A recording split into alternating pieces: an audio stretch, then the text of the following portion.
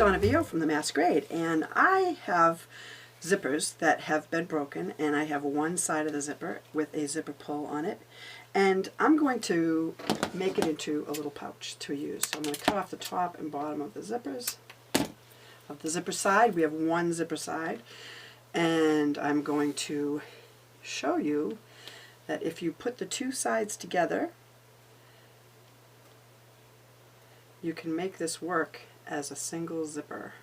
You've got to line them up together. You take your zipper pull and you slide it onto the ends of the zipper until they're matched. This works, I promise. It's hard to get it started. Once you get it started, it works just fine. Like that.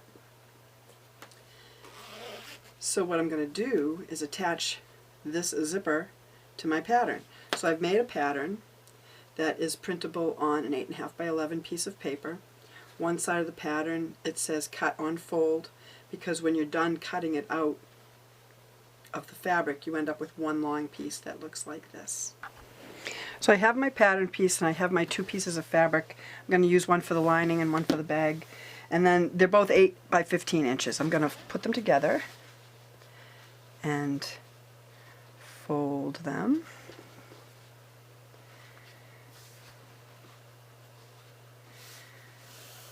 And I'm going to use my pattern, and the arrows that say cut one on fold will go right on the fold.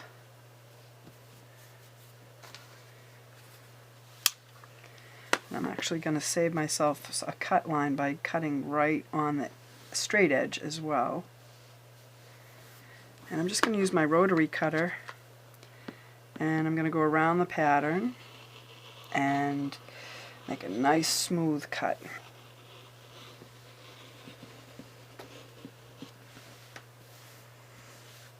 And then I'm going to cut off that end.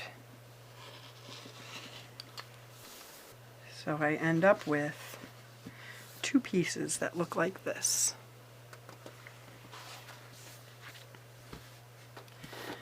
Now my zipper is going to go on this curved edge of the bag. And you can see it's a little longer than I need. I only needed 24 inches. This is a 30-inch zipper. I'm just going to start with the long, and then I will trim it when I'm done. But the zipper gets placed on the bag. So I want to do it so that the raw edge of the zipper, not the coiled edge, is next to the raw edge of the bag all the way around. So I'm just going to ease that in and stitch it right about in the middle of the tape. I just matched the tape along the edge of the fabric. I'm not even using a zipper foot. I've just got my needle over to the left a little bit.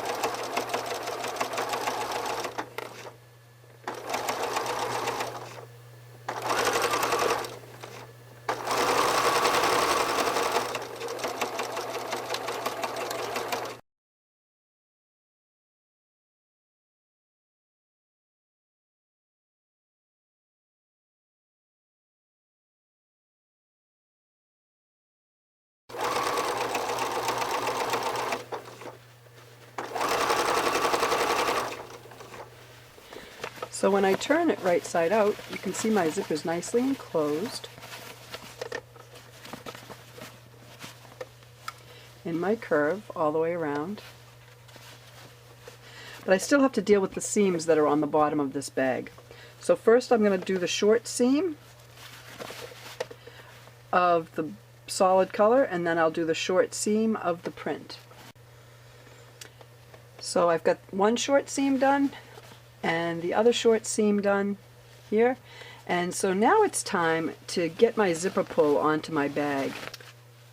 So I'm going to say that the outside of my bag is the print and the inside of my bag is the solid color, so that I'll be able to see my clips and stuff easy. They won't get lost in the print. And I've fed on my zipper pull to the one long side that I haven't trimmed yet. So I'm just going to pull that up till I get to the raw edges of where my seam is going to be. And then I'm going to bring my other side of the bag over to it, and I'm going to feed it in there. Nice and easy. and I gotta kind of push it in till I feel it click.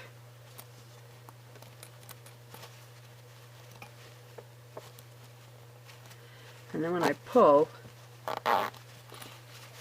I can get on there. And that's how it closes the bag. So now, in order to sew the last seam, I have to make sure my bag is open because I want to be able to turn it right side out again.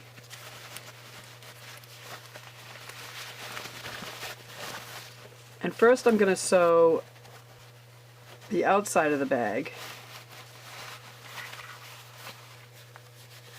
and then I'm going to sew the inside of the bag. So let me get this outside of the bag seam sewn. So I've sewn that longer straight seam right up to the zipper pull, and I'm going to fold the pull, I'm going to fold the zipper on itself. So I've sewn right up to the teeth. Now I'm going to jump over the teeth and sew the seam and leave, oh, I don't know, 2 inches for turning it right side out.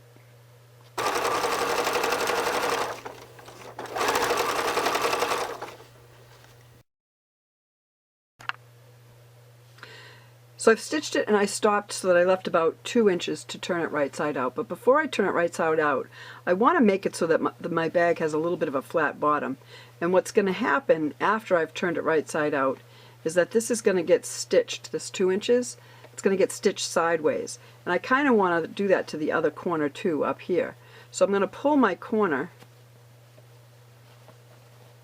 so that it's looks like a triangle. And I'm going to stitch straight across, just about a ½ an inch down from the point. So I stitched straight across about a ½ an inch down from the point. And that's going to give me a little bit of a flat bottom on the bag. And so I'm going to do the same thing. So it's the point that's closest to where the zipper is. So it's this point, not this one. So I'm going to open this up till I can lay it flat. And I'm going to come down a ½ an inch and I'm going to stitch across. Now that that's stitched across there, it's time to turn the bag right side out.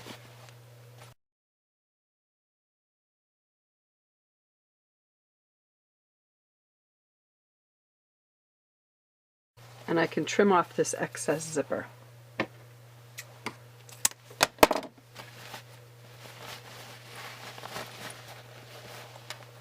So I have this seam that looks like a T on the bottom of the bag, and that's going to keep it open for me like this when I want to reach in and get whatever it is that I want to see. But I got to close this last seam, and all I'm going to do is make sure it's folded in, and I'm just going to top stitch that little tiny bit. So there it is, I've top stitched it, made it nice and neat. Now as long as my bag is lined up with itself, I can do another one of those folds to match the first one, so that I end up with an H on the bottom. So I've got the lining and the bag all matched up together. And I'm going to go through all 4 layers by stitching across here to give it another flat point on the other side. So there it is, my Hold This bag.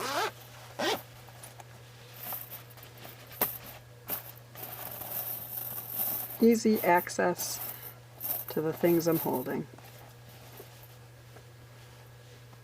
And cute to look at, too. It's like a big clamshell.